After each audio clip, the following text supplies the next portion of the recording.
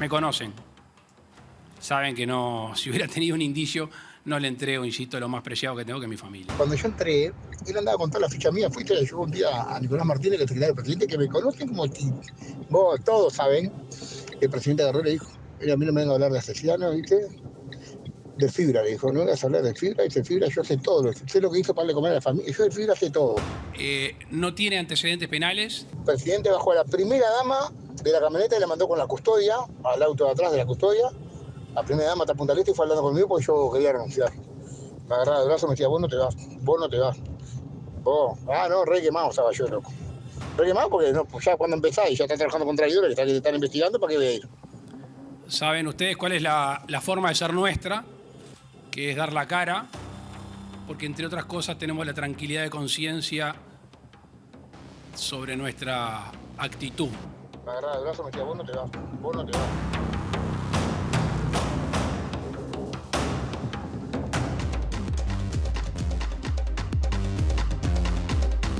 Aquí está MBD Noticias, bienvenidos, bienvenidas, otra vez en contacto en la pantalla de TV Ciudad. ¿Cómo andas, Natalia? Muy bien, terminando el mes. Terminando el mes de enero. Sí, el bajadita.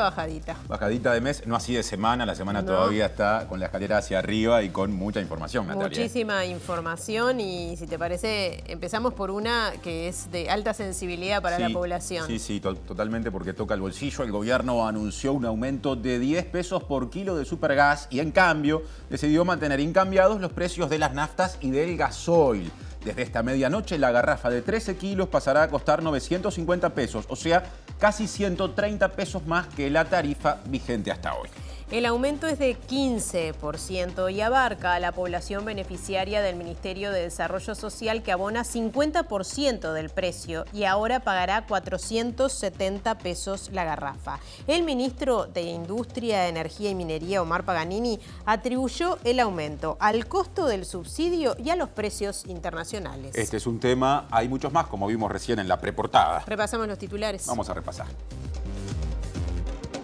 En audio de chat divulgado hoy, Astesiano le dice a jerarca policial destituido que la calle Pou estaba al tanto de sus antecedentes penales. La calle Pou valoró positivamente gestión y renuncia del exministro Peña y además confirmó que próxima ministra de Salud Pública será la cabildante Karina Rando. Comisión de Ética del Partido Colorado recibió a Peña en medio de duros cruces internos sobre su accionar que incluyen críticas de la ex subsecretaria de Cancillería, Carolina H. El abogado y ex fiscal de corte Jorge Díaz dijo que aceptó defender a H porque está convencido de que la ex jerarca no fue responsable de darle el pasaporte a Marcet. Udelar habilitará inscripciones para estudiantes de todo el país entre el 6 y el 17 de febrero y cuenta con oferta educativa de más de 140 carreras. Vicepresidente de la Comisión Europea dijo que la Unión Europea aspira a cerrar acuerdo comercial con Mercosur antes de julio. Sindicato del taxi marchó e hizo paro en reclamo del cumplimiento de acuerdo salarial. Acusan a las patronales de deber el pago de ajustes desde junio de 2022. Autoridades del BROU piden a las y los usuarios que no respondan a mensaje enviado por WhatsApp, mail o teléfono que pide actualización de datos, ya que se trata de intento de estafa. Actividades didácticas y deportivas de verano del complejo Sacude de Casaballe reúnen a más de 100 personas por jornada, de lunes a viernes. Estados Unidos y Alemania por el momento no enviarán aviones caza al gobierno de Kiev, mientras que Francia no descarta del todo la idea. Unas 500.000 personas en París y casi 3 millones en toda Francia marcharon nuevamente para oponerse a la reforma previsional impulsada por el gobierno de Emmanuel Macron.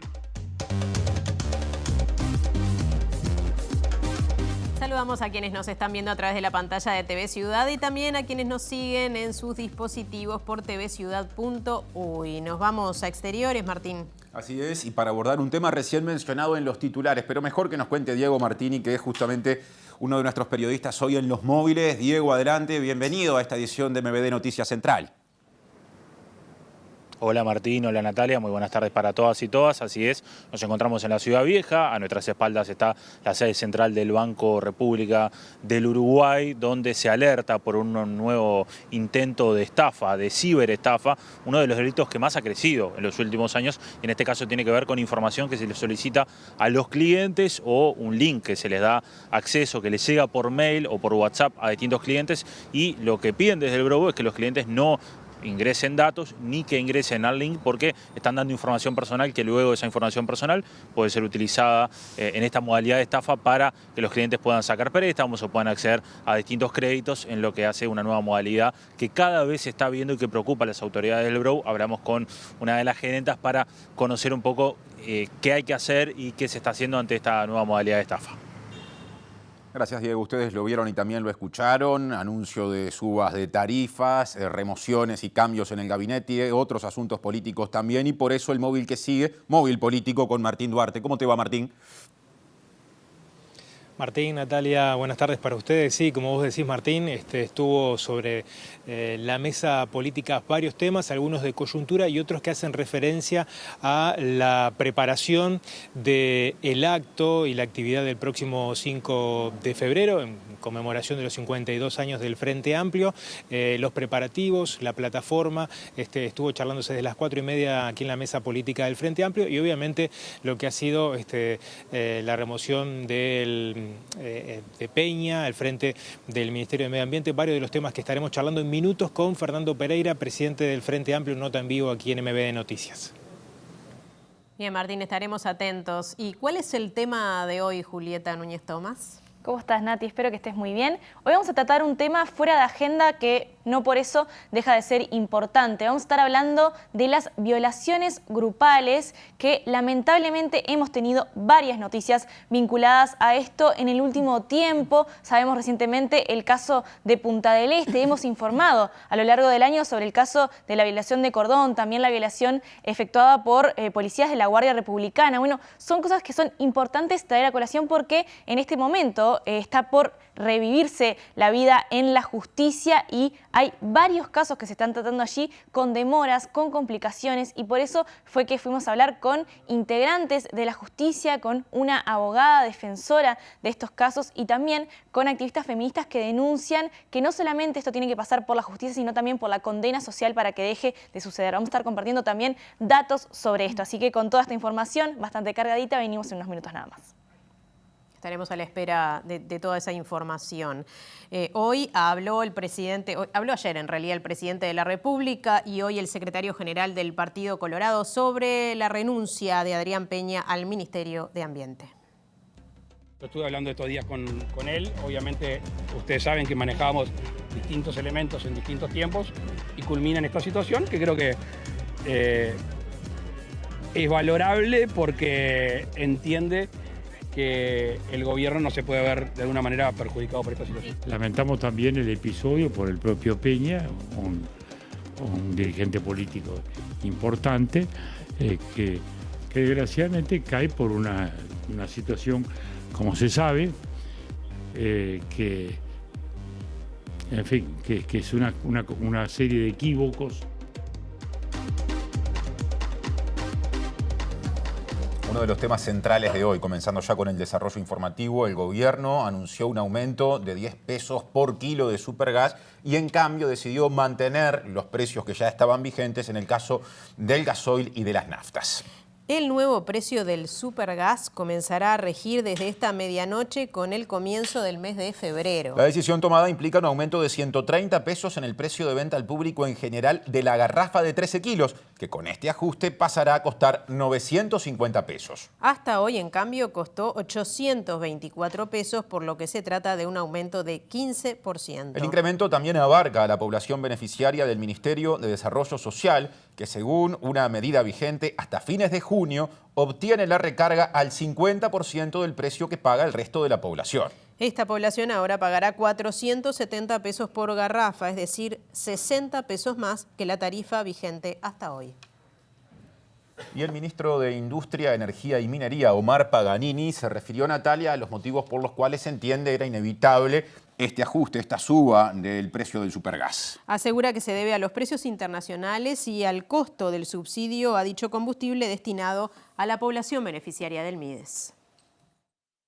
La garrafa de 13 kilos pasa de 824 pesos a 950 pesos para la población en general. Lo que sí se decidió es, manteniendo el subsidio al supergas del 50% que está previsto, hacer sí un ajuste en el precio del supergas, porque el supergas, como ustedes saben, en un porcentaje muy grande se importa y el precio está muy lejos de lo que ANCAP está cobrando. ¿Cuánto va a aumentar? Del orden del un poco más del 10%, cerca del 15%. ¿Sé cuánto pasa? La garrafa para todo el mundo de 950 pesos y para la gente subsidiada 470, lo que es un aumento de 60 pesos para los hogares más necesitados. ¿Y qué valoración se hace? Porque justamente afecta a todos los hogares el supergas, ¿no? Sobre todo los más desprivilegiados. Por eso, para ellos tenemos un subsidio del 50% que sigue vigente. Según explicó el ministro de Industria, Energía y Minería, Omar Paganini, las y los beneficiarios del MIDES que adquieren la garrafa a precio subsidiado, pagando 50%, deberán ahora abonar 470 pesos. El jerarca explicó que el precio internacional de este combustible está muy lejos de lo que ANCAP está cobrando y que la pérdida del ente petrolero es de $100 millones anuales. Estamos muy lejos en lo que está cobrando ANCAP, que es lo que cuesta, y ANCAP importa supergas, con lo cual pierde directamente el dinero todos los años.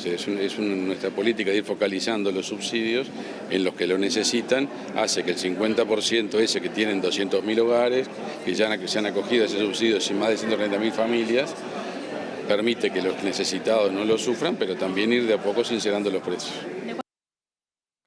Y hoy se divulgó un audio de marzo del año pasado en el que el ex custodia presidencial Alejandro Astesiano dice que el presidente de la República, Luis Lacalle Pou, estaba al tanto de todos sus antecedentes penales. Sí, es una comunicación entre Astesiano y el ex subdirector de la Policía Nacional, Héctor Ferreira, en la que Astesiano le dice a Ferreira que hay alguien a quien considera traidor porque le mostró su prontuario al presidente Lacalle Pou.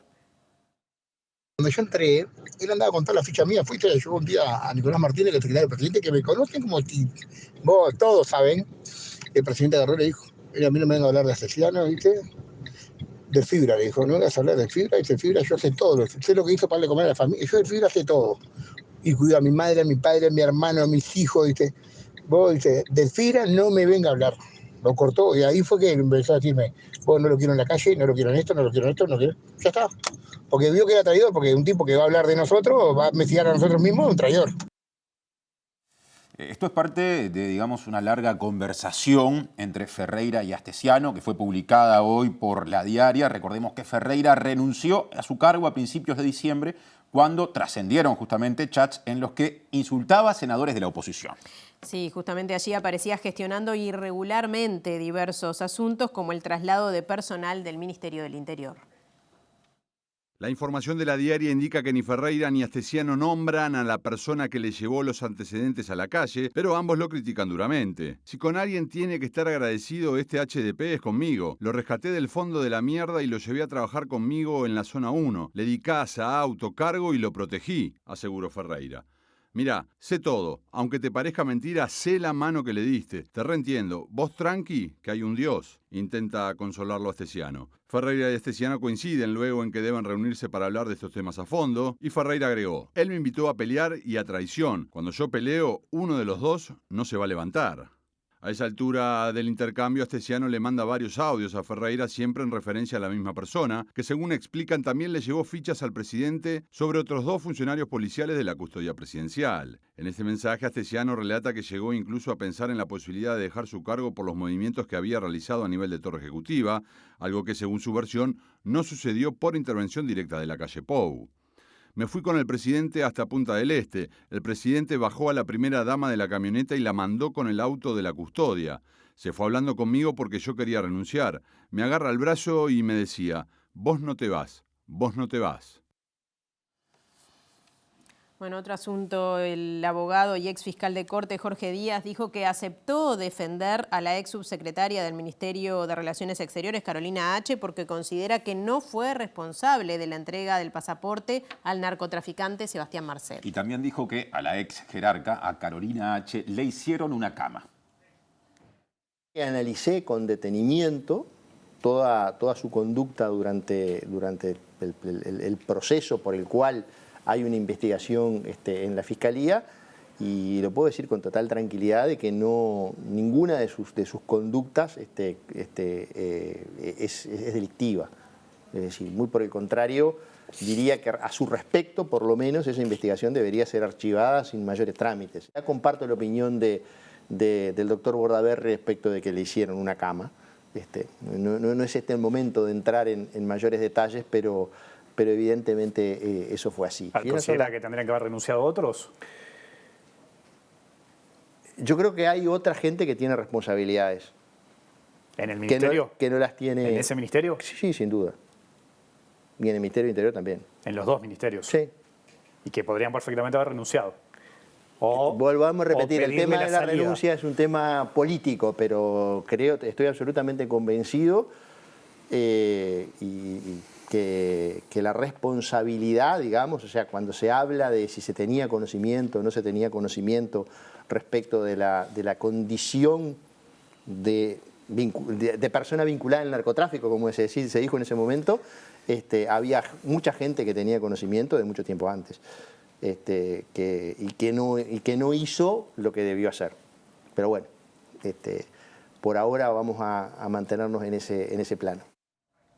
Bueno, muchísimas novedades en las últimas horas. Vamos a ver qué dice la oposición. Por eso en la sede del Frente Amplio, donde hubo mesa política, está nuestro compañero Martín Duarte. Martín, adelante. Así es, Natalia, de las 4:30 aproximadamente esta tarde sesionó la mesa política del Frente Amplio con varios temas sobre la mesa. Uno de ellos preparando la actividad del próximo 5 de febrero, los 52 años del Frente Amplio. Bueno, le agradecemos estos minutos a Fernando Pereira que nos esperó por aquí para conversar unos minutos. ¿Fue uno de los temas que estuvo la organización, la plataforma, lo que se va a decir el próximo 5 de febrero? Sí, es un día muy importante para el Frente Amplio. Fue ni más ni menos que el día en que se fundó la unidad en la diversidad, en el que cientos de hombres y mujeres se comprometieron a conformar la unidad del progresismo y de la izquierda uruguaya, donde se juntaron sectores que venían de la izquierda tradicional, con sectores cristianos, con sectores de los partidos tradicionales, y donde se construyó este proyecto que algunos años después sufrió una dictadura, persecución, exilio, destituciones, desapariciones de gente que todavía estamos buscando, de hombres y mujeres que todavía estamos buscando, pero también un proceso que nos llevó a gobernar 15 años y cambiar la historia del país. Hubo un antes y un después del proceso progresista, y este proceso progresista que le dio tanto crecimiento al Uruguay con distribución es un proceso que queremos volver a construir. Y no solo es una elección 2024, nos gustaría construir un proceso que nos permitiera nuevamente hacer transformaciones profundas en el Uruguay, pensando en perspectiva, pensando un proyecto de sociedad de país, pensando a más largo plazo, como lo hizo el OPP con el libro Prospectiva 2050, y no en el periodo de gobierno en particular. Y allí se discutió las críticas que tenemos para hacer al gobierno, aunque el gobierno sea poco tolerante a la crítica, ese es un papel que la oposición debe cumplir, y no nos debemos dejar satanizar por aquellos que creen que la crítica siempre es una cuestión malintencionada. También un conjunto de propuestas para que nuestros jóvenes, nuestras mujeres, nuestros hombres, nuestros viejos tengan la esperanza de que otro mundo es posible y de que otro país es posible, y que distribuir mejor es una cuestión que la izquierda demostró que es posible. Y por otro lado, construir la esperanza y la alegría que la gente siente en un día tan importante para el Frente Amplio como este, ¿no? Le tiro varios temas de la coyuntura. Me imagino que estuvo sobre la mesa lo que ha sido la renuncia de Peña a su cargo. También el presidente estuvo por el interior del país haciendo algunas inauguraciones. Hay molestia por algunos compañeros del Frente Amplio, así lo ha manifestado en redes, de las obras que se ha adjudicado también el gobierno que había comenzado el Frente Amplio. ¿Eso estuvo sobre la mesa? No, pero es parte de lo que está pasando, ¿no? Estas obras son obras que comenzó el gobierno del Frente Amplio, que naturalmente la tiene que inaugurar el presidente actual, como así lo marca la vida, pero a veces también habría que reconocer a aquellos hombres y mujeres que fueron gestores de estas posibilidades, ¿no? El Uruguay tuvo mucho crecimiento, invirtió solo en liceos, escuelas, UTUS y universidades en 15 años $1.500 millones, casi una planta de UPM en edificios escolares. A cada niño le dimos una computadora, universalizamos 4 y 5 años. Descentralizamos, generamos los recursos para la descentralización universitaria, se generó la UTEC, y a veces nos dicen que no hicimos nada en educación, ¿no? Entonces, digamos, estas cosas son las cosas que hay que revertir. Lo que nos molestó del presidente es que diga que siempre estamos criticando. Si él se leyera a sí mismo las críticas que le hizo durante los 15 años a los gobiernos del Frente Amplio, seguramente comparadas con las críticas que yo hago a un gobierno que está teniendo falta de rumbo, y cuando digo falta de rumbo es que no estudia el futuro del trabajo, o por lo menos no se nota, no estudia la necesidad de discutir las políticas de agua que den de alguna manera sostenibilidad al proyecto agropecuario nacional, un proyecto que es fundamental para el Uruguay. No toma medidas rápidas y urgentes, profundas sobre el tema de la sequía. Le faltan más de 1000 vacantes de bomberos, según nos dijeron los sindicatos policiales, y eso supone un deterioro cada vez que asisten a un incendio. Quedan los bomberos extenuados, los vecinos teniendo que ayudar en forma sustancial, cosa que está muy bien, pero que luego están faltando trabajadores. Entonces, un gobierno sin rumbo no tiene ni políticas para el corto plazo, ni políticas para el mediano plazo. Pero esto no debe ser motivo de enojo para el presidente, sino debería reorganizar el gobierno. De todo el gobierno que empezó, es más fácil recordar los que hoy permanecen que todos los que se han ido, por distintos motivos, ¿no? Pereira, quiero consultarle, hoy se anunciaron, bueno, la no suba de las naftas, pero sí un impacto importante en el supergas, ¿no? Subiendo 130 pesos, a 10 pesos el kilo de supergas. ¿Cómo se analiza el Frente Amplio también la comunicación en esos temas, ¿no? Que obviamente no hay una suba de las naftas, pero sí de un combustible muy utilizado como es el supergas. Es el combustible, yo te diría, más popular de los hogares, ¿no? Y bueno, nunca es una buena noticia cuando suben las tarifas. Cuando subían las tarifas los gobiernos progresistas, ellos le llamaban tarifazo. Y ahora le llaman adecuación por debajo de la inflación, pero sí, el Frente Amplio aumentaba por debajo de la inflación. Siempre aumentó por debajo de la inflación. Y por debajo ni que hablar de las subas salariales. Pensemos que en los 15 años del Frente Amplio los salarios crecieron más del 60%. Y en lo que va del gobierno de la calle Pou, los 3 años fueron de pérdida salarial consecutiva. Entonces, estos son dos modelos distintos. Que el país creció 5,5% en este año y 3,5% el año pasado, y los trabajadores perdieron en el entorno de $1.000 millones de dólares. Que alguien lo tiene, ¿no? Quiero consultarle por último, estábamos compartiendo en el informativo un audio de Astesiano que se hizo público en la jornada de hoy, donde de alguna forma hace referencia en marzo del 2022 que el presidente de la calle Pou conocía los antecedentes de Astesiano a la hora de haberlo elegido también para ocupar esa función. ¿Qué opinión le merece? Que es un error garrafal de la calle haber contratado una persona que tenía tantas indagatorias, y por lo que dice el audio, habrá que corroborar si es cierto, por lo que dice el audio, esta información fue dada por más de una persona. Por un lado, fue publicada en La Diaria y en Caras y Caretas, pero por otro lado, según dicen en ese diálogo, hubo una persona que le llevó toda esta información y el presidente decidió no tomarla en cuenta, y el riesgo fue el que corrió. El presidente también en conferencia de prensa señaló que no tenía antecedentes. Bueno, por eso digo que cometió errores graves, probablemente él le llamara antecedentes a las indagatorias, pero yo no soy quien para juzgar, pero el error es de un tamaño increíble, ¿no? Y de hecho, cuando nosotros le pedimos en la primera conferencia que hubo cierto enojo que aclarara, era que había necesidad de que se aclarara, y a medida que va pasando el tiempo, el tema como que queda más opaco, digamos.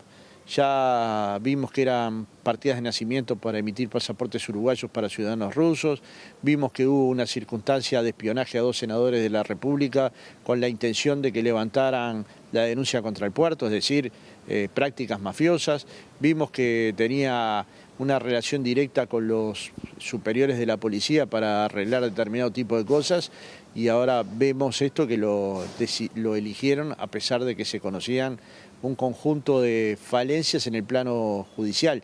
Todo el mundo tiene derecho de reivindicarse y recuperarse, pero el cargo de jefe de seguridad, del jefe de Estado del Uruguay, del presidente de la República y de los jefes de Estado visitantes no pueden quedar en manos de una persona con estas indagatorias, ¿no? Y me parece que ese es un error, el primer error. Luego, nunca se sabe dónde van a terminar los errores, porque nosotros no tenemos esa información, pero a medida que va surgiendo en la prensa, surgen enojos de los senadores y de los diputados del gobierno, pero no surgen explicaciones.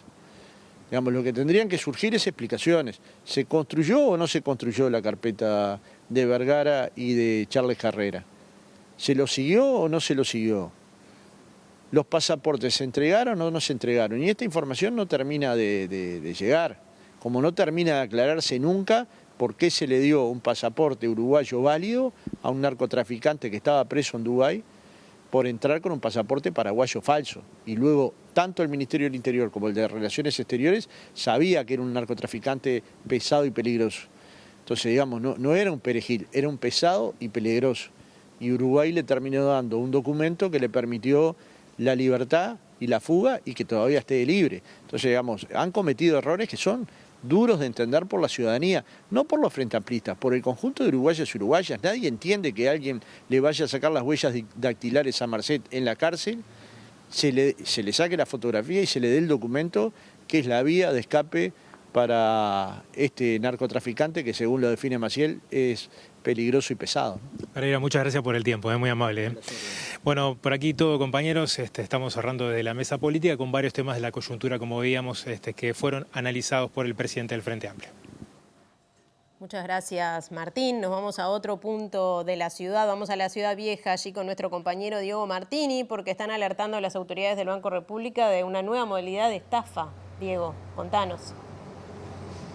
Así es, compañeros y compañeras, lo adelantábamos al inicio, una nueva modalidad de estafa que se viene repitiendo y que el BROU está tratando de desarticularlo, ni bien aparece. Es una comunicación que llega por mail a usuarios y usuarias, puede ser del BROU o puede ser también de otro banco, donde se solicita información personal, se manda un link donde se pide que si no se completan esos datos no se va a poder utilizar, en este caso el sistema iBROU, donde uno puede gestionar sus cuentas, si puede sacar préstamos, si puede hacer diversos trámites. Entonces la población lo que hace es completa los datos, da información personal o accede al link y de esa forma está colaborando con estas organizaciones que lo que buscan es luego utilizar esos datos para generar algún fraude económico, financiero que les permita o sacar préstamo o hacer otros créditos, y por eso el BROU alerta que todo aquello que llegue se preste atención, ¿no?, de la procedencia con la que llega, del tipo de mail en el que llega, porque claro, tiene mucho que ver con la misma estética que utiliza el banco, entonces a veces eso es difícil de reconocer, y el banco aclara que nunca por mail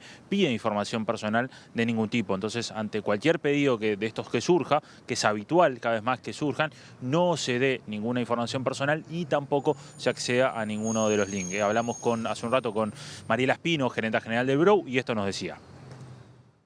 Lo primero es ver la dirección, de dónde viene. Seguramente acá, cuando vean la dirección, van a encontrar que no es una dirección de una institución financiera, es un @Gmail, un @Hotmail, una dirección de ese tipo. O sea que allí ya claramente queda expuesto que se trata de un intento de fraude. Muchas veces lo que aparece también es un sentido de urgencia, es decir, aparece, responda a determinados datos porque si no vamos a bloquear sus cuentas. Nunca entrar en un link que viene adjunto a ese mensaje o en un archivo que viene adjunto a ese mensaje e introducir datos personales.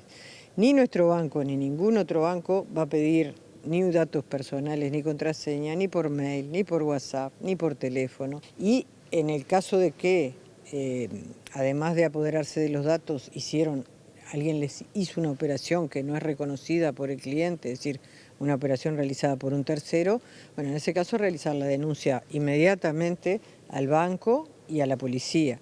Digo inmediatamente porque acá el tiempo juega, porque el banco tiene un equipo de personas que se dedica a tratar de frustrar esas operaciones, es decir, tratar de que esas operaciones no se concreten, y cuanto más rápido podamos asistir al cliente en ese tema, más posibilidades tenemos de que esa operación se pueda evitar y que no se concrete. O sea que... Y ahora retomamos la cuestión de la renuncia de Peña, porque consultaba al respecto el presidente de la República, Lacalle Pou, dijo que el exministro venía haciendo una buena gestión. Sí, dijo que su renuncia es valorable y aclaró que la presentó ayer lunes. Respecto a la decisión que toma, es una decisión que se valora, que se entiende y que se comparte en tal sentido. No tenía otra alternativa, digamos, Peña, porque usted en un momento le dio su apoyo con una información, después surgió otra información. Eso es lo que cambia de una manera la ecuación. Ustedes entenderán que yo no puedo hacer especulaciones si tenía o no otra vía de salida. El hecho es que ha juntado con su gente, se ha reunido y que ha ofrecido su renuncia, cosa que aceptamos y además que en lo personal valoro. ¿Qué le explicó el ministro Peña para fundamentar su salida? Lo mismo que les explicó a ustedes. Yo no vi la conferencia, pero estuve leyendo las redes cuando venía acá. Todo el episodio ustedes lo conocen lo conocen bien, así que creo que no, yo por lo menos no voy a sobreabundar en ese sentido. ¿Usted le solicitó la renuncia o la presentó él? Ahora la presentó él. Yo estuve hablando estos días con él. Obviamente, ustedes saben que manejábamos distintos elementos en distintos tiempos y culmina en esta situación que creo que es valorable porque entiende que el gobierno no se puede ver de alguna manera perjudicado por esta situación. Entonces, ¿perdón? Para el gobierno le preguntaba. ¿Qué cosa? ¿De qué manera lo afecta? No soy analista, ustedes saben más que yo de esto. En realidad creo que esa pregunta tendría más peso, más dimensión si otra hubiera sido la decisión del ministro Peña, como fue la decisión de otras personas en situaciones mucho más graves hace algunos años. Bueno, como adelantábamos ayer, Robert Bouvier, dirigente colorado del sector ciudadano, fue designado ministro de Ambiente en lugar de Adrián Peña. Sí, se venía desempeñando Bouvier hasta el momento como vicepresidente de Antel y su designación da lugar, digamos, al séptimo recambio en la titularidad de alguno de los ministerios. La primera baja fue la de Ernesto Talvi, que comenzó la administración en marzo de 2020 como líder de Ciudadanos, el sector mayoritario del Partido Colorado, hasta que renunció al cargo de canciller y a la política partidaria en general el 1 de julio de 2020 por discrepancias con el presidente en materia de política exterior. Fue reemplazado por el nacionalista Francisco Bustillo, siendo este el único caso en el cual el sustituto era de otro partido, Talvi Colorado, Bustillo Blanco. El segundo relevo ocurrió en el Ministerio de Desarrollo Social y fue el único resuelto por la calle con la intención de darle un nuevo rumbo a la gestión, sustituyendo a Palo Bartol por Martín Lema el 1 de mayo de 2021. El fallecimiento de Jorge Larrañaga el 22 de mayo de ese mismo año motivó el tercer y el cuarto cambio, con el paso de Luis Alberto Heber al Ministerio del Interior y el ingreso de José Luis Falero a Transporte y Obras Públicas en su lugar. Las tres modificaciones siguientes fueron coloradas. Primero, Carlos María Uriarte por Fernando Matos en el Ministerio de Ganadería, Agricultura y Pesca el 27 de junio de 2021. El 20 de agosto de ese mismo año, Germán Cardoso abandonó el Ministerio de Turismo después de que el presidente le retiró la confianza por presuntos hechos de corrupción en la compra de publicidad. Y después de un 2022 sin cambios, aunque con la Cancillería y el Ministerio del Interior en el centro de la polémica por los casos Marcet y Astesiano, este lunes 30 de enero de 2023 fue Peña el que dio un paso al costado. Y se vienen más cambios, porque la cabildante Karina Rando será la ministra de Salud Pública a partir del 3 de marzo en reemplazo de Daniel Salinas. Hasta el momento, Rando se desempeña como directora general de coordinación de la cartera. El presidente Lacalle Pou confirmó que aceptó el nombre a propuesta del senador y líder cabildante Guido Manini Ríos. El mandatario aseguró que Rando es una gran profesional y agregó que trabajó de forma muy activa durante la pandemia. Con su designación, el gabinete ministerial pasará a tener 3 mujeres, ya que hasta el momento, por ahora, hay 2 en funciones. La también cabildante Irene Moreira, que se desempeña como ministra de Vivienda y Ordenamiento Territorial, y la nacionalista Susana Arbeleche, ministra de Economía y Finanzas. Y otra vez tema Peña, porque el secretario general del Partido Colorado, el expresidente de la República, Julio María Sanguinetti, lamentó la renuncia de Peña, pero dijo que era lo que correspondía en función de la situación que se dio. Destacó que su alejamiento significa una pérdida para el gobierno y elogió su gestión. Personalmente creo que sí. ¿Por qué? Porque él se equivocó sobre todo en decir tengo un título cuando el título estrictamente no lo tenía. Naturalmente, no quiso, digamos, no daña a nadie, ni a él le beneficiaba en lo personal esto, ¿no?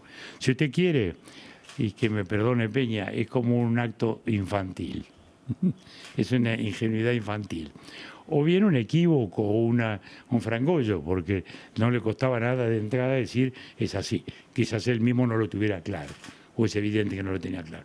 Quiere decir que cuando se pone en duda la credibilidad, naturalmente, me parece que está bien la renuncia. El expresidente y dirigente negó que esta situación pusiera en riesgo al Partido Colorado.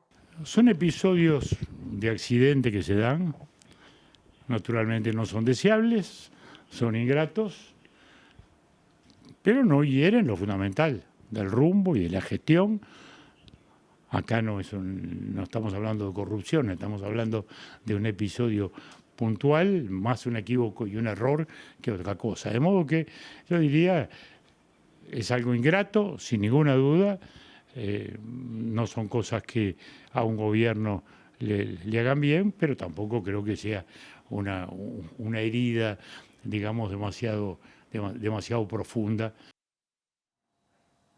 Bueno, y a pedido de Peña, la Comisión de Ética del Partido Colorado lo recibió hoy, recibió el exministro de Ambiente y más adelante emitirá un dictamen al respecto. Hablamos con Jaime Zapolinsky, que integra la Comisión de Ética del Partido Colorado, que de paso habló de otros casos que están siendo analizados por ese organismo partidario y aclaró que por el momento nadie ante esa comisión denunció a la ex subsecretaria de Cancillería, Carolina H.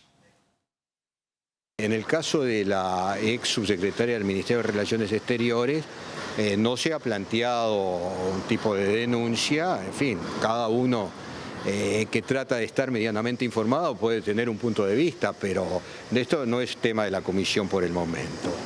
Nadie lo ha planteado y me parece que nadie lo va a plantear, digo, por el ambiente. Por otra parte, la comisión está esperando que se expida la justicia en el caso del exministro de Turismo Germán Cardoso. Además, se refirió al archivo del caso del diputado de Salto, Omar Esteves, quien fue denunciado tras la divulgación de un audio en el que afirmó que ordenó trabajar a varios empleados con coronavirus en su empresa citrícola. En algún caso quedó demostrado por la autoridad pública que la denuncia no tenía sentido y entonces simplemente se sugirió archivarle el asunto. Y en otro caso, como está actuando el Ministerio Público y la Justicia, bueno, veremos qué elementos se aportan. O sea, está suspendido el procedimiento a la espera de elementos concretos que por el momento no existen. Y entre las actuales autoridades de gobierno hubo un caso anterior de autoadjudicación de un título que no existía. Sí, ocurrió cuando la directora general de Educación Secundaria, Jennifer Cherro, incluyó en su currículum un posgrado de comunicación organizacional que no existió. El supuesto posgrado en realidad se trató de un curso de educación permanente realizado en la Universidad de la República y luego que esto fue publicado en La Diaria, la jerarca cambió su currículum y retiró ese supuesto posgrado. Cherro egresó como profesora del Instituto de Profesores Artigas y es licenciada en Ciencias de la Comunicación Pablo Uddeler. En su currículum figuraba que realizó un posgrado en 2002 en la ex licenciatura en Ciencias de la Comunicación, la que en 2013 se unió con la Escuela Universitaria de Bibliotecología y Ciencias Afines para formar la Facultad de Información y Comunicación. La directora de secundaria reconoció el error, modificó su currículum y el hecho no tuvo consecuencias en cuanto al cargo que ejerce. Otro asunto, unas 3.000 personas trabajadoras del taxi marcharon desde el Ministerio de Trabajo y Seguridad Social hacia la Torre Ejecutiva en el marco del paro en reclamo del cumplimiento de lo acordado en la 9ª ronda de los consejos de salarios. Sí, hablamos con Damián Fernández, que es secretario general del sindicato del taxi, y dijo que las patronales están debiendo el ajuste de la partida fija que rige desde mediados del año pasado. En el marco de este conflicto que venimos desarrollando ya hace varios meses, lo que tiene que ver con la 10ª ronda de Consejo de Salario, donde bueno, otra vez el gobierno nos comunicó que se va a dirimir por decreto, una cuestión que no es novedad, que es sistemático en nuestro sector, donde tenemos enfrente una patronal que se niega rotundamente, ronda tras ronda, a discutir salario y condiciones de trabajo con los trabajadores y trabajadoras del taxímetro.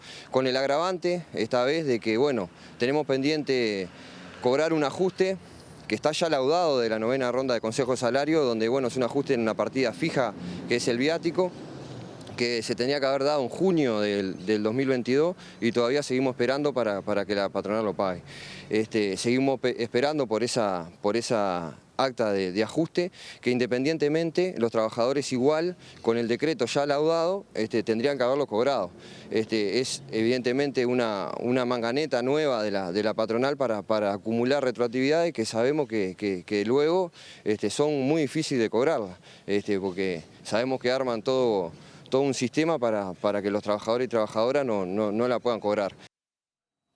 Y ahora, Natalia, es momento del informe de hoy. Sí, un tema bastante serio del que nos va a hablar Julieta Núñez Tomás. Adelante. Muchas gracias, compañeros. Así es un tema serio, es un tema preocupante, porque si bien no es nuevo la situación vinculada a las violaciones y en particular a las violaciones grupales en nuestro país, sí se ha generado mucha conciencia, pero esto no ha ayudado a disminuir los casos. Y esto es una cuestión que genera bastante preocupación en nuestro país, y por eso es importante en este momento volver a hablar de las violaciones grupales, teniendo en cuenta que hubo un caso reciente del cual todavía no tenemos noticias en términos de la justicia, noticias importantes en términos de la justicia, y que hay en este momento casos que son de 2022, incluso anteriores, que no se han resuelto. Entonces es importante hablar de esto porque claramente se está generando una cuestión vinculada a la cultura de la violación grupal, que es importante que no quede, o señalan quienes trabajan en esta temática, quienes trabajan en la justicia de esta temática, que no queden impunes por el mensaje que se da en estos casos. Vamos a comenzar haciendo una puesta a punto de los casos que están en este momento en la justicia uruguaya, casos que han trascendido en términos públicos, en la prensa, y por eso es que empezamos a comentarles primero este último caso, el caso más reciente, que es esta violación que se dio en Punta del Este en los primeros días de enero. Un caso que además resonó en términos nacionales e internacionales, porque es un lugar de mucho turismo y en ese momento estaba en un momento de auge turístico. Este caso en este momento se encuentra en la Fiscalía, lo tiene la Fiscalía de octavo turno, el fiscal Maximiliano Sosa es quien lo está tratando. En este momento se están esperando pericias para que se determine qué hacer con los denunciados que en este momento no están imputados y tienen una restricción de acercamiento a la víctima, que fue lo que determinó en Maldonado el juzgado de familia. Como sabemos, hasta mañana es la feria judicial y por eso es que no se ha avanzado en el trabajo de este tema. Cuando se tengan las pericias y comience a trabajar con ellas el fiscal Maximiliano Sosa, se sabrá si se imputa o no, si se detiene o no, y luego si se imputa o no a los 3 denunciados por este caso, que como sabemos que fue en Punta del Este, pero se trasladó a Montevideo porque tanto la víctima como los denunciados son de aquí. Otro de los casos tiene que ver con uno muy sonado, el caso de la violación de Cordón. Características muy similares en estos dos casos, una violación que también fue en enero, en enero del año pasado, que también conmocionó en términos sociales y que fue un caso, es un caso sumamente complejo en términos judiciales, que tuvo mucho ruido en la prensa por lo que se generó en ese momento, con algunos archivos, algunas declaraciones, algunos videos y filmaciones que había de ese momento, del momento del hecho de la violación. Es un caso sobre el que se ha hablado bastante, que ahora también lo tiene asignado el fiscal Maximiliano Sosa, que venía de problemáticas asociadas al fiscal Raúl Iglesias, ustedes recordarán, y sobre eso informamos aquí, pero que en este momento se encuentra a la espera del juicio oral, con algunos problemas que ya les comentaremos más adelante, y con los imputados en prisión domiciliaria, en arresto domiciliario únicamente nocturno.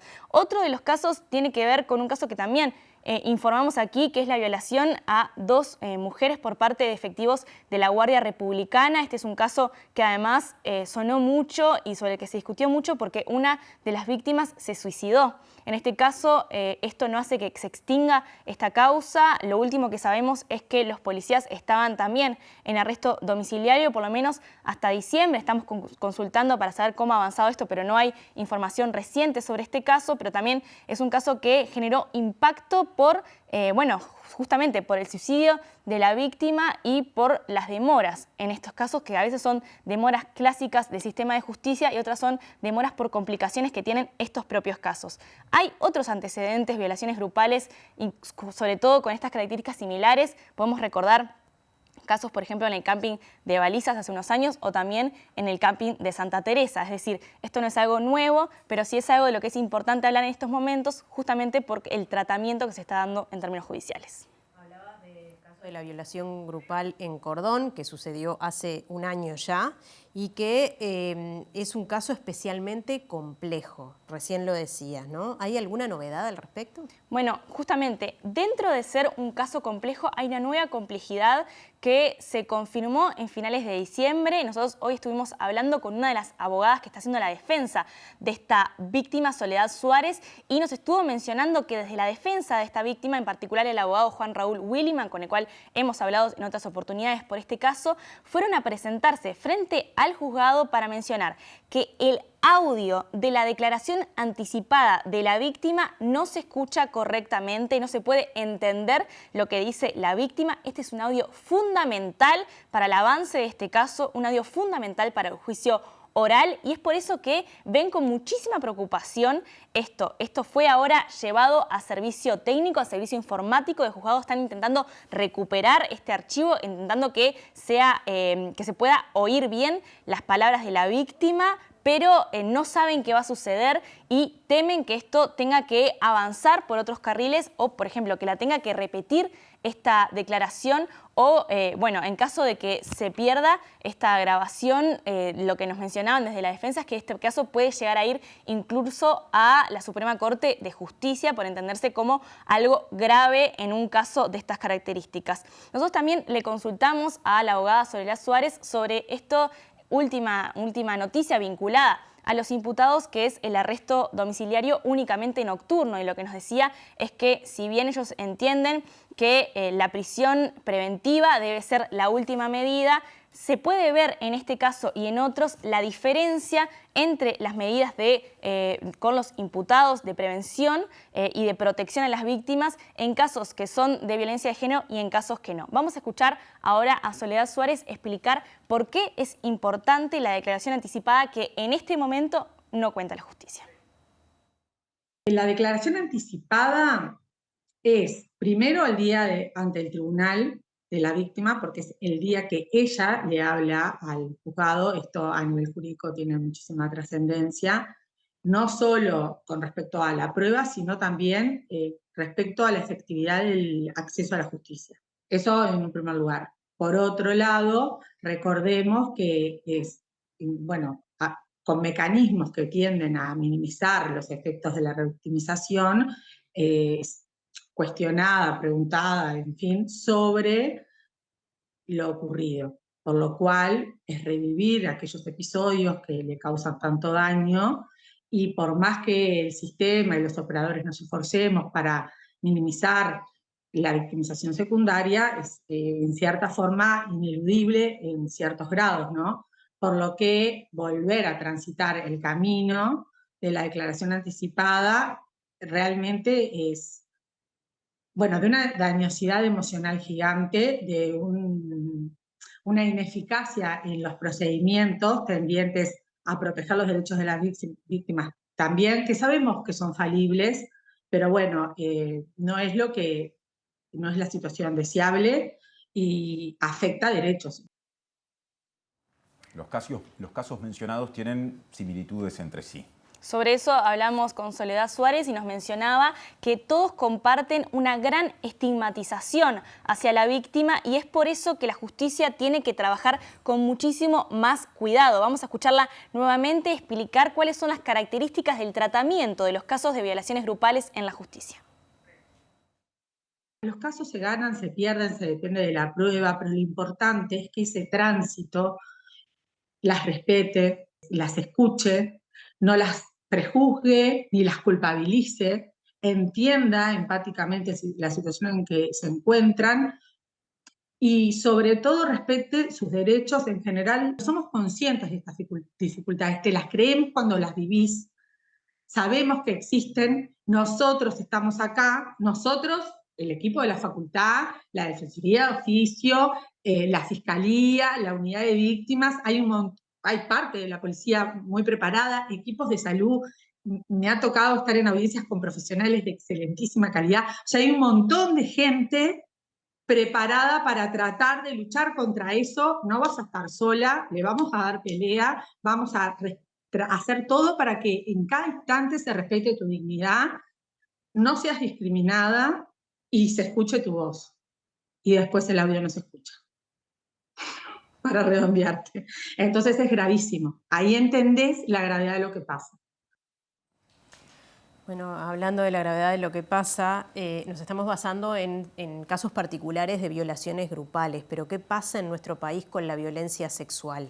Bueno, fuimos a consultar los últimos datos, que no son los más recientes realmente, pero son los últimos datos que tiene publicados o accesibles el Ministerio del Interior. Les vamos a compartir cuáles fueron las denuncias sobre delitos sexuales de enero a octubre de los últimos años, para ver cómo ha evolucionado esto, para poder tener una dimensión del problema de la violencia sexual en nuestro país. En 2019 fueron 2.440 las denuncias de agresiones sexuales, de violaciones, y en 2020 2.449, en 2021 2.520 y en 2022 2.766. Aunque sea por pocos casos, excepto el salto 2021 a 2022, pueden ver que esto no para de subir, y esto obviamente preocupa a las organizaciones sociales que trabajan con casos de violencia de género, preocupa en particular por lo que sucede en la justicia, pero también preocupa por lo que sucede en la sociedad. Fue por eso que hablamos con Lilian Celiberti, activista feminista, activista de las organizaciones sociales, que nos estuvo hablando sobre el fenómeno social de la cultura de la violación y cómo estas situaciones que se generan de violencia sexual, tanto grupal como las individuales que estábamos viendo recién, es decir, los casos en general, cómo impactan en nuestra sociedad y en las actitudes de las mujeres. No teníamos el lenguaje para nombrar estas prácticas de violencia, de supremacía masculina sobre el cuerpo de las mujeres y la apropiación de ese cuerpo. Por lo tanto, creo que hemos caminado unos trechos de visualización, pero no es un fenómeno nuevo, porque el patriarcado no es un fenómeno nuevo, porque en realidad nos hemos socializado con el miedo a la violación, consciente o inconscientemente, a partir de miles de signos de no hagas esto, no hagas lo otro, no te vistas así, o no provoques, o no mires, o no... Cuando en realidad estamos restringiendo a las víctimas y no a los victimarios. O tal vez una pregunta más de fondo, más profunda, tiene que ver con qué dimensiones de la justicia queremos construir como sociedad. Y cuando digo dimensiones de la justicia, me refiero a cómo vamos a vivir, qué vamos a tolerar y qué no vamos a tolerar, y qué pasa cuando no toleramos ciertos abusos violentos sobre nuestros cuerpos. Si no hay sanción social, nada va a cambiar. Ahora otro asunto, porque hay 5 proyectos beneficiados con el Fondo Marielle de propuestas interseccionales de la Intendencia de Montevideo, y esto les permitirá ser desarrollados durante este año 2023. Este fondo es impulsado desde las Secretarías de Diversidad y de Equidad Étnico-Racial y Poblaciones Migrantes de la comuna. En su tercera edición fueron seleccionados para ser financiados los siguientes proyectos: Educando en Diversidad, generando acceso y espacios seguros, del colectivo Trans Voice Uruguay, que tiene por objetivo generar espacios libres de discriminación hacia la comunidad LGBTIQ+. Olelé, un canto ancestral del colectivo Olelé, que busca generar propuestas integrales de aprendizaje en el sistema educativo formal que aporten al reconocimiento y valorización de la ancestralidad africana e indígena. Sujeto Migrante TV, edición Comidas Latino-Caribeñas del colectivo Sujeto Migrante TV. Su propósito es visibilizar los aportes culturales que hacen personas afrodescendientes, indígenas y migrantes que provienen de países latinoamericanos no vecinos. Proyecto de interacción étnico-racial Laroa del colectivo Piel pretende brindar herramientas para identificar, denunciar y no reproducir las estructuras de racismo normalizado que operan en las diversas escalas de poder. Yo no soy el varón que le sirve al tango de Coopere SOS. Propone acciones participativas sobre la corporalidad tanguera y la masculinidad hegemónica para aportar a la deconstrucción de discursos de género y étnico-racial y construir discursos y prácticas contrahegemónicas a través de la expresión artística. Bueno, nos vamos nuevamente al contacto con nuestro compañero Diego Martini, que tiene otra información. Está en la Plaza Ferrer Serra. ¿Es el barrio Bogues ahí, Diego? Así es, como Nati Martín, estamos en esa zona exactamente, zona del municipio B, donde se está desarrollando una nueva jornada del torneo NBA Junior, en el que vienen jugando un montón de gurises y de gurisas a lo largo de todos los barrios de Montevideo. Y bueno, nos vinimos a esta zona de acá y estamos en contacto con Victoria Pereira, que es la coordinadora de esta cancha, y con Mari Moreira, que es voluntaria. Bueno, ¿cómo están? ¿Cómo se viene desarrollando todo hoy? Hola, buenas tardes. La verdad que espectacular.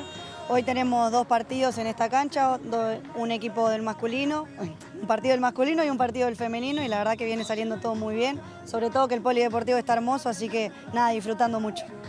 Mari, es el segundo año que sos voluntaria, ¿qué es lo que haces? ¿Cómo ayudás? En realidad vengo a ayudar, colaborar en lo que sea necesario, tratar de ver que los chicos sean los que están, alcanzar las pelotas, repartir fruta y bebida que se les da cuando terminan los partidos. Y bueno, estar a la orden de las personas referentes. Somos un grupo de voluntarias que nos repartimos en diferentes barrios de acuerdo a la necesidad de cada evento. Y bueno, y aquí estamos, es algo muy lindo, muy divertido ver a los chicos jugando y divirtiéndose. Y bueno, y tratar también de colaborar y ayudar en lo posible. ¿Por qué te sumaste y cómo te sumaste? Me sumé porque en realidad estoy jubilada y tenía que ocupar mi tiempo y me gusta colaborar y ayudar. Y empecé con el Mides y ahora estoy con la Intendencia. Y siempre que hay algún evento y me puedo colar, ahí hay un llamado y yo me anoto. Muchísimas gracias, Mari. No, por nada, por favor. Victoria, vamos a correr un poquito a ver si ahí va nuestro compañero Damián puede hacer imágenes y le quería, para que me paso para otro lado sin que se vea, le quería consultar a Victoria, que también es basquetbolista y entrenadora, ¿qué cosas aportan este tipo de instancias para los chiquilines y las chiquilinas? Bueno, principalmente lo que más aporta es poder llegar a más población que pueda participar en este tipo de eventos, sobre todo de que todos los niños y niñas normalmente tienen que pagar una cuota social, bueno, esto es gratuito, entonces eso es fundamental para que podamos llegar a cualquier barrio, a cualquier parte que quieran jugar al básquetbol, que puedan tener una plaza y que puedan participar, y bueno, la Intendencia que esté apoyando este evento es fundamental. Y estaba viendo en este partido, por lo menos está muy competitivo. Sí, va tanto a tanto, sí, la verdad que los 2 equipos tienen muy buenos jugadores. Les agradecemos a los dos y a las dos, perdón, y con estas imágenes entonces de este último partido acá en el Polideportivo Ferrer Serra se cierra una nueva etapa del torneo NBA Junior, pero seguiremos a lo largo de todas estas tardes hasta donde nos mande, nos mande la pelota naranja. Presenta Mercado Agrícola de Montevideo, en el corazón de un barrio donde late la ciudad. Mercado de Historia, Mercado de Historias.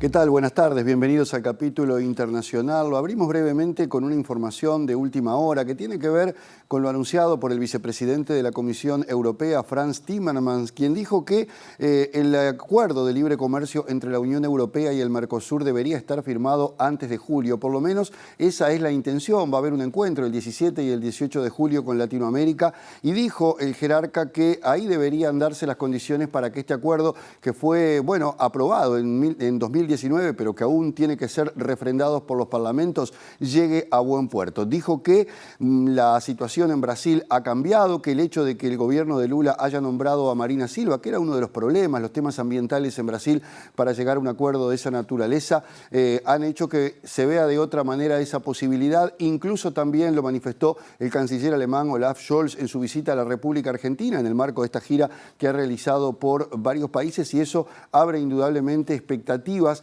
de que finalmente este acuerdo se pueda refrendar por lo menos a mitad de año y se abre una nueva puerta porque estaba verdaderamente trancada esta situación. Además, Timmermans es el vicepresidente de la comisión encargada de las negociaciones por temas climáticos, que era una de las trabas que tenía precisamente llegar finalmente a un acuerdo en esta materia. Ahora sí, nos metemos de lleno en la información internacional del día de hoy, que tiene que ver con la guerra en Ucrania. Una vez dilucidada la discusión por el tema del envío de blindados, una vez que Alemania dio el visto bueno para hacerlo y también autorizó a otros países para enviar sus tanques Leopard, se ha dado otra discusión, que es la de los aviones, porque el presidente ucraniano Volodymyr Zelensky ha pedido aviones para hacer frente a los embates rusos. Estados Unidos dijo que de ninguna manera.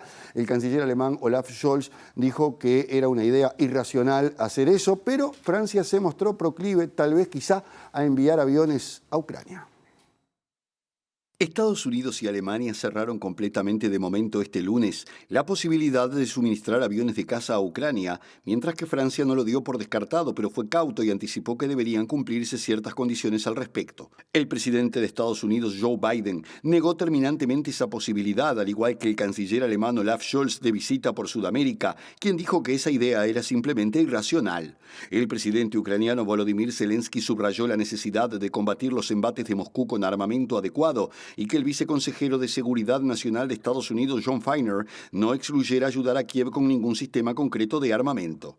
Por su parte, el presidente francés Emmanuel Macron, tras reunirse con el primer ministro holandés Mark Rutte en La Haya, afirmó que nada está excluido para colaborar con la resistencia ucraniana y si bien se mostró cauteloso con tal posibilidad, no la descartó de plano y dejó abierta la idea y sostuvo que una de las condiciones para entregar aviones sería tener garantías de que el conflicto no escalará y que los cazas se usarían solamente para defender al pueblo ucraniano y no para avanzar sobre territorio ruso.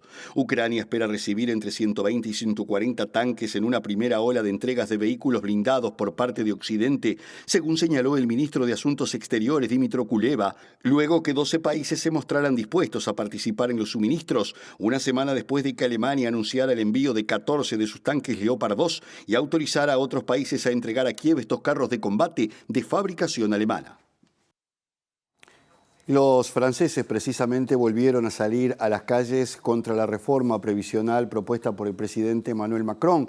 500.000 en París, casi 3 millones en toda Francia, porque las manifestaciones se replicaron en otras importantes ciudades de ese país. Los dos temas claves o los dos puntos trascendentes a los que se oponen precisamente los franceses tienen que ver con la extensión de la edad jubilatoria y también los años cotizados. Las dos centrales sindicales más importantes de Francia, que fueron las que promovieron estas manifestaciones, han dicho que no van a cesar en sus movilizaciones para frenar esta propuesta que, sin embargo, el gobierno francés ha dicho que, por lo menos en estos puntos, es innegociable.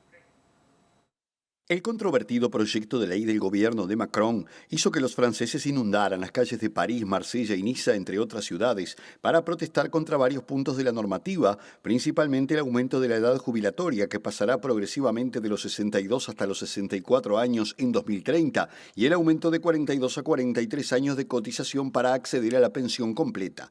Los sindicatos franceses aseguraron que saldrán a protestar las veces que sea necesario contra la reforma que impulsa el gobierno de Emmanuel Macron, ya que para los trabajadores es inaceptable aumentar la edad de jubilación y el tiempo de cotización, mientras que para el Ejecutivo ambas condiciones son innegociables. Miles de personas marcharon en diversas regiones de Francia en una jornada en la que al menos 240 movilizaciones fueron convocadas, principalmente por trabajadores del sector energético, educativo y de transportes, y se estima que la marcha más concurrida tuvo lugar en París, seguida de Marsella. En la capital, grupos de ciudadanos encapuchados se enfrentaron a agentes de la policía que respondieron lanzando gases lacrimógenos para dispersar a los manifestantes y pese a que la participación en la huelga de este martes fue menor a la del día 19, hubo caos en el transporte y numerosas escuelas tuvieron que mantenerse cerradas. Un sondeo publicado por el diario económico Los Ecos revela que el 61% de los franceses se opone a la reforma, rechazo que ha sido tangible desde antes de que el proyecto fuera presentado, aunque el Ejecutivo ha sido enfático en que las dos condiciones que generan mayor oposición no son negociables, según lo afirmó la primera ministra Elisabeth Borne. El Fondo Monetario Internacional dio a conocer en Singapur las expectativas de crecimiento a nivel mundial y también regional. Para el mundo las expectativas de crecimiento se han visto ralentizadas, no así en algunos países de Latinoamérica que sin embargo se pueden ver impactados por la baja en el precio de las materias primas. México y Brasil, las dos principales economías, van a crecer más de lo previsto, mientras que Argentina se va a ver trancada precisamente, entre otras cosas, por sus procesos inflacionarios. Daniel Lake, director de la División de Estudios Económicos Mundiales y autor del informe sobre perspectivas económicas presentado este martes en Singapur, destacó que Latinoamérica está yendo por esta senda de la ralentización del crecimiento, en parte porque los precios de las materias primas están bajando y los países que estén especialmente expuestos a ellas pueden ser impactados. Aunque Latinoamérica crecerá una décima más de lo esperado este año, el 1,8% según el Fondo Monetario Internacional, el organismo rebajó en su informe las expectativas de crecimiento para 2024 3 décimas hasta el 2,1%, en contraste con la estimación de octubre, mientras que por otro lado algunos países han presentado un crecimiento más alto que el esperado, como Brasil, que se prevé que tenga bastante apoyo fiscal en 2023, aseguró el representante del organismo internacional. El Fondo Monetario revisó al alza en su informe las perspectivas de crecimiento de 2 de las economías principales, donde México crecerá este 2023 un 1,7%, 5 décimas más de lo pronosticado en octubre, mientras que Brasil se expandirá el 1,2%, 2 décimas más. En el caso de Argentina, el director de investigación del Fondo Monetario, Pierre-Olivier Gourinchas, dijo en rueda de prensa tras la presentación del informe que se espera una ralentización del crecimiento en los próximos años debido a la combinación de 2 factores, el retroceso del crecimiento global y el endurecimiento de la política monetaria. La inflación en Argentina casi se duplicó en 2022 al cerrar con un 94,8% interanual, según difundió el 12 de enero el Instituto Nacional de Estadísticas y Censos del vecino país, trepando a una cifra inédita desde la salida de la última hiperinflación de Argentina hace 30 años. Es que las actividades didácticas y deportivas de verano en el complejo Sacude de Casaballe reúnen por día a más de 100 personas de lunes a viernes. Un vecino y una coordinadora de estas actividades nos hablan de esta propuesta. El verano no para acá, los vecinos siempre encuentran en el Sacude esa segunda casa, ese lugar donde encontrarse con amigos, con vecinos, haciendo deporte, haciendo gimnasia. 40 personas o más, tenemos una lista de espera que estamos siempre tratando de actualizar para que los vecinos y las vecinas tengan lugar siempre para estar, pero bueno, tenemos una gimnasia de más 60, una gimnasia de más 18 años y esta actividad de voleibol adaptado de Newcom. Estamos descansando en este momento. Mucha gimnasia. Hicimos baile con el profesor y después hicimos nuestra gimnasia. Me encanta, ¿no? Hace como 3 años más o menos que empezó un día un profesor que teníamos y empezamos así a embromar y después nos gustó y ahora ya tenemos equipo y tenemos todo ya. Y aquí en el rincón para despedirnos ya. En el rincón, pero con el club acá al de fondo, ¿no? Precioso en una tarde de verano, un lugar lindísimo de los tantos que hay en la costa montevideana para recorrer. Repasamos los datos del tiempo. Vamos a repasar qué tiene previsto Inumet para las próximas 3 jornadas. Ahí está. Mañana miércoles 1 de febrero, mínima 19 grados, máxima 29, algo nuboso. Ayer les dijimos que nos interesaba ir ajustando el pronóstico para este jueves 2 de febrero. Se celebra Yemanjá. Y atención porque se prevén probables precipitaciones y tormentas tanto en la mañana como en la tarde y la noche. Por eso el icono que ven ahí, las extremas a nivel de temperatura para capital y cercanías, 20 la mínima, 27 la máxima. Y el viernes 3 de febrero, panorama parecido al del jueves, 19 grados la mínima, 27 la máxima. Nos vamos, Martín. Hemos llegado hasta aquí como siempre y ya viene el lado B. Sí, los invitamos entonces a quedarse, luego viene Mira Montevideo y nosotros nos reencontramos mañana a las 19 horas. Misma hora, mismo canal, que pasen bien.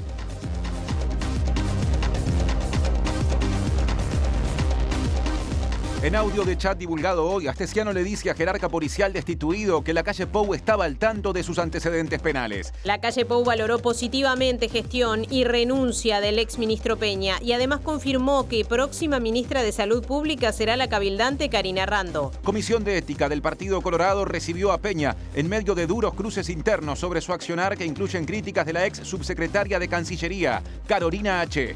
El abogado y ex fiscal de Corte, Jorge Díaz, dijo que aceptó defender a H porque está convencido de que la ex jerarca no fue responsable de darle el pasaporte a Marcet. Udelar habilitará inscripciones para estudiantes de todo el país entre el 6 y el 17 de febrero y cuenta con oferta educativa de más de 140 carreras. Vicepresidente de la Comisión Europea dijo que la Unión Europea aspira a cerrar acuerdo comercial con Mercosur antes de julio. Sindicato del taxi marchó e hizo paro en reclamo del cumplimiento de acuerdo salarial. Acusan a las patronales de deber el pago de ajustes desde junio de 2022. Autoridades del BROU piden a las y los usuarios que no respondan a mensaje enviado por WhatsApp, mail o teléfono que pide actualización de datos, ya que se trata de intento de estafa. Actividades didácticas y deportivas de verano del complejo Sacude de Casaballe reúnen a más de 100 personas por jornada, de lunes a viernes. Estados Unidos y Alemania por el momento no enviarán aviones caza al gobierno de Kiev, mientras que Francia no descarta del todo la idea. Unas 500.000 personas en París y casi 3 millones en toda Francia marcharon nuevamente para oponerse a la reforma previsional impulsada por el gobierno de Emmanuel Macron.